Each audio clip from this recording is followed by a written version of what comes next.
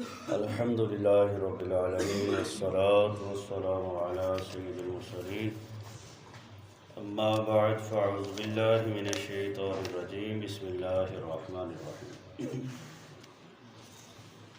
میرے محترم بزرگوں اور دوستوں، آج 29 رمضان المبارک ہے۔ ہو سکتا ہے رات کو چاند نظر آئے اور ہو سکتا ہے کل رات چاند نظر آئے۔ نبی پاک صلی اللہ علیہ وسلم کے حیات مبارکہ میں 9 رمضان آئے۔ سن 2 ہجری میں رمضان فرض ہوئے، رمضان کے روزے، اور پھر سن 11 ہجری میں میرے آقا علیہ السلام کا وصال ہوا۔ اس طرح کل 9 رمضان حضور کی حیات مبارکہ میں روزوں کے فرض ہونے کے بعد آئے۔ ان میں سے 7 رمضان 29 کے ہوئے تھے، 2 30 کے ہوئے تھے۔ اس لیے مفسرین کرام، علماء کرام فرماتے ہیں کہ اکثر رمضان 29 کا ہوتا ہے۔ بہرحال رمضان چاہے 29 کا ہو چاہے 30 کا ہو، اللہ تعالیٰ ثواب 30 کا ہی عطا فرماتا ہے۔ تو تاجدار مدینہ، راحت قلب و سینہ، فیض گنجینہ، صاحب معطر پسینہ صلی اللہ علیہ وسلم کا فرمان عالی شان ہے کہ رمضان مبارک کا پہلا عشرہ رحمت کا ہے، دوسرا عشرہ مغفرت کا، تیسرا جہنم سے آزادی کا۔ یہ رحمتیں، یہ مغفرتیں، یہ جہنم سے آزادی کے پروانے دینے کے بعد اللہ تعالیٰ مسلمانوں کو ایک اور خوشی عطا فرماتا ہے، وہ عید کی خوشی ہے۔ اور اس میں اللہ تعالیٰ کا بڑا فضل، کرم اور رحمت ہوتی ہے۔ تو جب اللہ کا فضل اور کرم ملے تو اس وقت خوشی کا اظہار یہ رب تعالیٰ کا حکم ہے۔ فرمایا قُلْ بِفَضْلِ اللَّهِ وَبِرَحْمَتِهِ فَبِذَلِكَ فَلْيَفْرَحُوا۔ اب ابو فرما دو انہیں کہ جب میرا فضل، میری رحمت ملے تو اس وقت خوشی منایا، جشن کیا کرو۔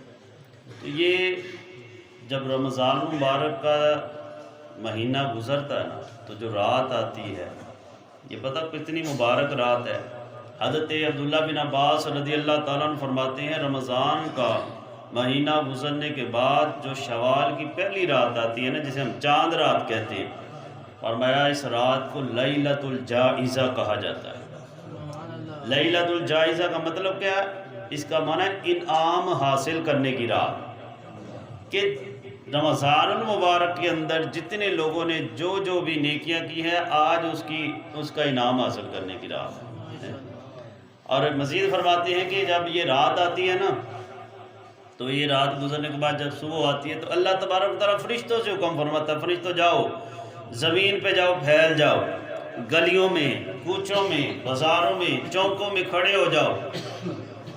اور فرشتے آ جاتے ہیں تو آگے کرتے کیا ہیں؟ صبح فرماتے ہیں، اعلان کرنا شروع کرتے ہیں، اے امت محمدیہ صلی اللہ علیہ وسلم، اے حضور کے غلاموں، آؤ رب کی بارگاہ کی طرف آ جاؤ۔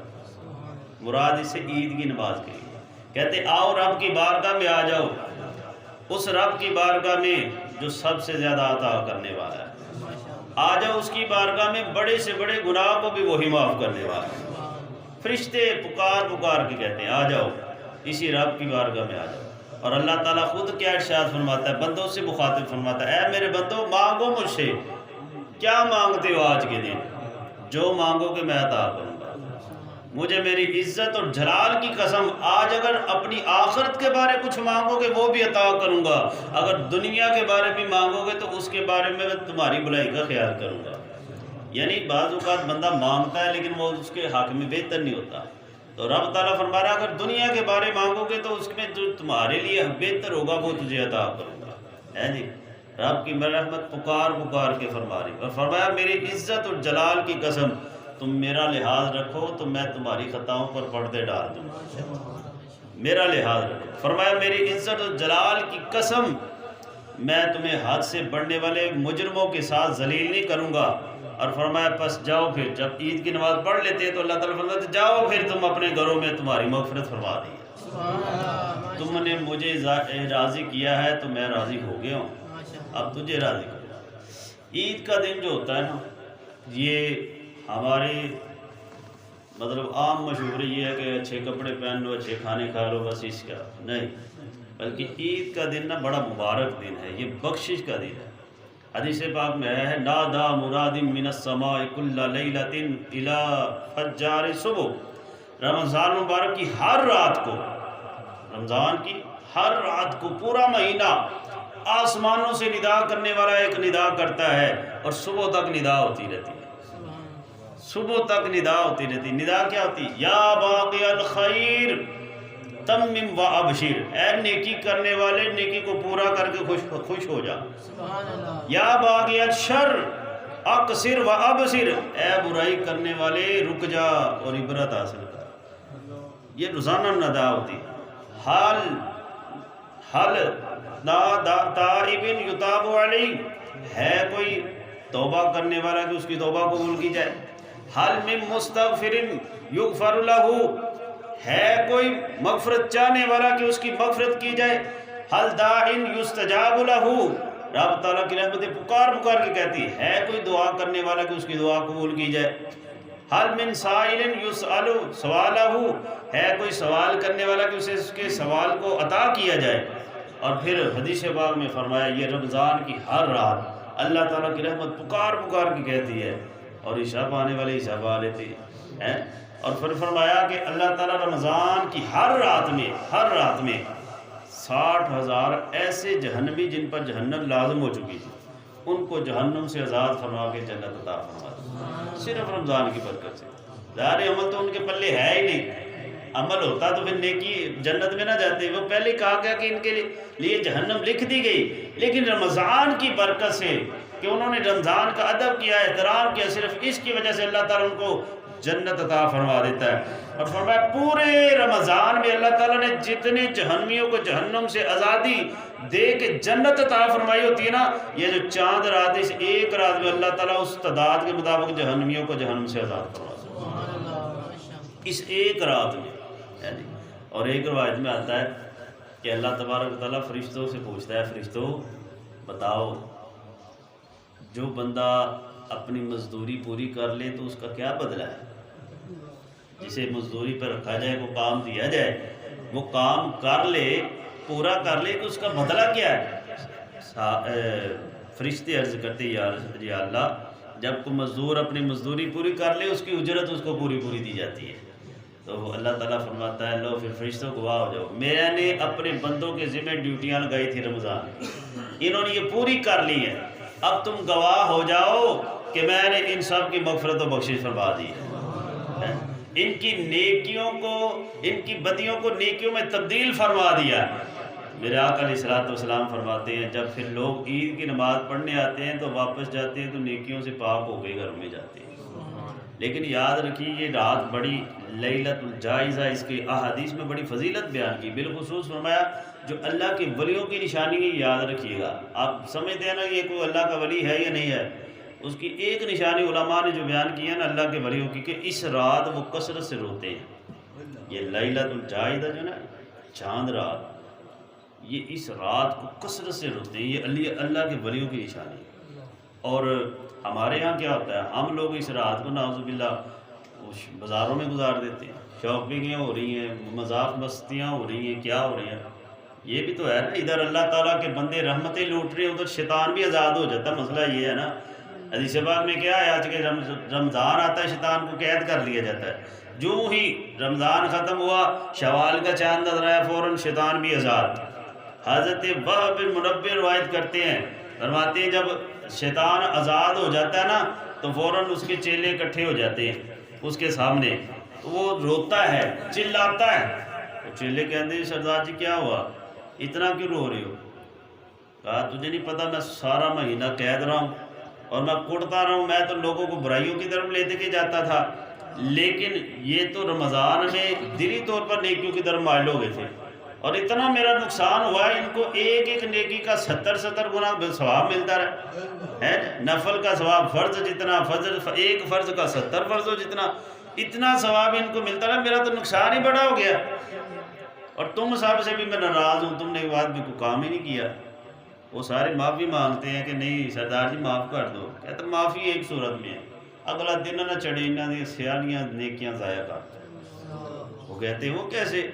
کہا جو انسان ہے نا یہ شراب کا دل لاتا ہے، آج رات ہی شراب کی دوڑ چلوا دو، یہ عورت کا متوالا ہے، عورتوں کو بنار سوار کے بازاروں میں نکال دو اور نت نئے عجیب و غریب فیشن اور عجیب و غریب پروگرام ٹی ویوں پہ چلا دو کہ جو ساری رات نیکیاں کرتے رہے وہ ایک رات میں ساری آگے ختم ہو جائیں دل نہ چڑھنے پر۔ یہ شیطان کا ٹارگٹ ہے، اور افسوس سے کہنا پڑتا ہے آج شیطان اپنے اس منصوبے میں کافی حد تک کامیاب نظر آتا ہے۔ جو لوگ باقاعدہ نمازیں پڑھتے سارا کچھ کرتے، لیکن جو ہی رمضان جاتا ہے فوراً ان کے تیور ہی چینج ہو جاتے ہیں جی۔ بزرگان دین فرماتے ہیں رمضان اگر رحمت و برکتوں والا مہینہ ہے نا، تو رمضان کے بعد جو پہلا جمعہ آئے گا نا وہ اس کی کارکردگی کا مہینہ ہے، اس میں پتہ چل جاتا ہے کتنے لوگ ہیں آج بھی آ رہے ہیں، نہیں تو آپ سمجھتے ہیں کہ مسجدیں ویران ہو جاتی پھر اسی طرح ہے جی۔ تو لہذا ہم نے جو نیکیاں کی ہے ان نیکیوں کو برقرار رکھنے کی کوشش کرنی ہے، اور عید صرف اس چیز کا نام نہیں ہے بندہ بس نئے کپڑے پہن لے اور اچھے اچھے کھانے کھلا لے، ٹھیک ہے یہ بھی کرنا چاہیے، لیکن عید اصل میں نام ہی اللہ کو راضی کرنے کا ہے، جو نیکیاں کی ہے ان کی قبولیت حاصل کرنے کا۔ حضرت عمر فاروق رضی اللہ تعالیٰ عنہ عید کے دن آپ اپنے آستانے پر عید کی نماز پڑھ کے آ کے ہزاروں کی تعداد رو رہے، آپ کے چاہنے والے حضرت جی کیا بات ہے، آج عید کا دن، آج خوشی کا دن، آپ رو رہے؟ آپ نے فرمایا دوستو عید تو اس کی ہے نا جس کے روزے قبول ہو گئے، جس کی نماز تراویح قبول ہوگی، جس کی عبادتیں قبول ہو گئی، لیکن جس کے روزے نہیں قبول ہوئے اس کی عید کس چیز کی ہے؟ تو میں تو اس لیے رو رہا ہوں، مجھے نہیں پتا کہ میرے روزے قبول ہوئے ہیں کہ نہیں، میں تو اس لیے رب کی بارگاہ میں رو رہا ہوں کہ یا اللہ یہ میرے روزے نمازیں جو میں نے عبادت کی ہے تھوڑی بہت مولا قبول فرما لے ہے جی۔ حضرت بایزید بسطامی رضی اللہ تعالیٰ عید کے دن کچھ نوجوان آپ کے پاس سے گزرے اور ہنس رہے ہیں، خوشی منا رہے ہیں۔ حضرت بایزید بسطامی رضی اللہ تعالیٰ نے بلایا، فرمایا ادھر آؤ بیٹا، کیوں ہنس رہے ہو؟ کہا بابا جی آج عید کا دن ہے، خوشی کا دن ہے۔ فرمایا پہلی بات تم نے روزے رکھی ہے کہ نہیں، عبادتیں کی ہے کہ نہیں؟ اگر تو تم نے عبادتیں نہیں کی، روزے نہیں رکھے تو تمہاری عید منانے کا حق ہی نہیں تجھے۔ دوسری بات اگر تو نے یہ عبادتیں کی ہیں، روزے رکھے ہیں، تراویح پڑھی ہے، صدقہ خیرات کیا ہے، پھر بھی دوسری بات یہ ہے کہ تیری قبول بھی ہوئی ہے کہ نہیں ہوئی؟ اگر قبول نہیں ہوئی تو ہنسنے کا نہیں بلکہ رونے کا مقام ہے کہ پورے مہینے کی عبادت اور محنت ضائع چلے گئی، اور اگر قبول ہو گئی ہے تو پھر رب کی بارگاہ میں آج بھی جھک جا کہ یا اللہ تو نے توفیق دی تھی، تیری مہربانی تو نے قبول فرما لی۔ یہ رب کو راضی کرنے کا دن ہے، اور اس میں اپنے بزرگان دین کو لازمی یاد رکھے، اپنے فوت شدگان کو بھی لازمی یاد رکھے۔ حدیث پاک میں آیا جو عید کے دن میں یہ ورد کرتا ہے 300 مرتبہ سبحان اللہ و بحمدہ سبحان اللہ العظیم، سبحان اللہ و بحمدہ سبحان اللہ العظیم 300 مرتبہ صبح سے لے کر مغرب سے پہلے 300 مرتبہ پڑھ کے اپنے جتنے فوت شدگان، یوں دعا کرے یا اللہ آج تک جتنے ایمان والے چھوٹے بڑے اور بالخصوص اپنے گھر والوں کا نام ذکر کرنا وہ کر لے، یا اللہ ان سب کی روح کو اسحال کرتا ہوں۔ فرمایا اللہ تعالیٰ اس کی برکت سے ہر فوت شدہ ایمان والے کی قبر میں 1000 انوار داخل فرماتا ہے، اور فرمایا جب یہ پڑھ کے صالح ثواب کرنے والا اس دنیا سے جائے گا اللہ تعالیٰ اس کی قبر میں بھی 1000 انوار داخل فرمائے گا۔ حضرت ابو امامہ باہلی رضی اللہ تعالیٰ عنہ حضور علیہ السلام نے نا صحابہ کو صدقہ خیرات کرنے کی ترغیب دلائی کہ صحابہ اللہ کی راہ میں صدقہ کرو، سارے صحابہ صدقہ کرنے لگے تو آپ نا سائڈ پہ بیٹھے کچھ پڑھ رہے، حضور علیہ السلام نے فرمایا ابو امامہ تم کیا پڑھ رہے ہو، تم کیا کر رہے ہو؟ عرض کیا حضور آپ نے صدقہ کرنے کا ترغیب ارشاد فرمائی ہے تو میرے پاس مال ہے ہی نہیں، اس لیے میں بیٹھ کے اللہ کا ذکر کر رہا ہوں۔ ارشاد فرمایا کیا پڑھ رہے ہو؟ انہوں نے یہی تصویر عرض کی حضور میں پڑھ رہا ہوں سبحان اللہ و بحمدہ سبحان اللہ العظیم۔ حضور علیہ السلام خوش ہوئے، فرمایا اے ابو امامہ باہلی تو یہ ورد کر رہا ہے، تو اللہ کا ذکر کر رہا ہے، اللہ تعالیٰ تجھے 1 سیر سونا صدقہ کرنے سے بھی زیادہ ثواب عطا فرمائے۔ اور بخاری شریف کی سب سے آخری حدیث پاک یہ ہے، حضور علیہ السلام فرماتے 2 کلمے ایسے ہیں جو زبان پہ بڑے ہلکے ہیں لیکن رب کو بڑے پسند ہیں اور میزان میں بڑے بھاری ہیں، وہ یہی تھے سبحان اللہ وبحمدہ سبحان اللہ العظیم۔ اپنے فوزیونگات کو بھی یاد رکھے، قبروں پر جائیں، فاتحہ خوانی کریں، اور ساتھ ہی ساتھ اپنے دوست احباب عزیز و قارب ان کی طرف بھی دیکھیں آپ کے سامنے حالات کیسے چل رہے ہیں، ہے جی۔ بالخصوص مزدور طبقہ جنہوں نے روزانہ کی مزدوری کر کے لا کے کھانا ہے، ان کے بہت زیادہ معاملہ رجسٹر ہے۔ اپنے دائیں بائیں دیکھیں، ایسے سفید پوش لوگ جو کسی کے سامنے ہاتھ نہیں پھیلا سکتے، اپنی مجبوری بیان نہیں کر سکتے، اپنے عزیز و قارب میں دیکھیں، اپنے رشتہ داروں میں دیکھیں، محلے داروں میں، دوست احباب میں دیکھیں، ان کی مدد کریں، ان کو بھی عید کی اس خوشیوں میں شامل کریں۔ میرے آقا علیہ الصلوۃ والسلام نے ترغیب دلائی، وہ خود کر کے دکھایا۔ ایک بزرگ گزرے حضرت عبدالرحمن بن عمر اوزائی، آپ فرماتے ہیں کہ عید چاند رات تھی، چاند رات سے میری عید سے پہلے کے رات کو ایک میرا ہمسایہ گھر کے پاس رہتا تو وہ آیا، اور رات کے اندھیرے میں چھپکے سے بڑے پریشانی کے عالم میں مجھے آ کے دروازے پر دستک دی، میں نکلا اور کہتا ہے بھائی صبح عید ہے، میرے گھر میں کوئی عید کا اہتمام نہیں ہے، آپ اگر مہربانی فرمائیں کہ مجھے کچھ پیسے عنایت کر دیں کہ تاکہ میرے بچوں کی بھی عیدی بن جائے۔ تو آپ نے جا کے اپنی اہلیہ سے مشورہ کیا کہ ہم نے 25 درہم سونے کے سکے جو رکھے، چاندی کے سکے جو رکھے ہوئے عید کے لیے، وہ اپنے اس ہمسائے کو نہ دے دیں، اللہ ہمیں اور دے دے گا۔ یہ حقیقت ہے، جو دیتا ہے اللہ اور دیتا ہے انہیں، دے دیا نو دیندہ رب۔ تو بیوی بھی نیک خصلت تھی، اس نے کہا ٹھیک ہے لا کے دے دیے، لے لے جی آپ ہمسائے کو دے دیں۔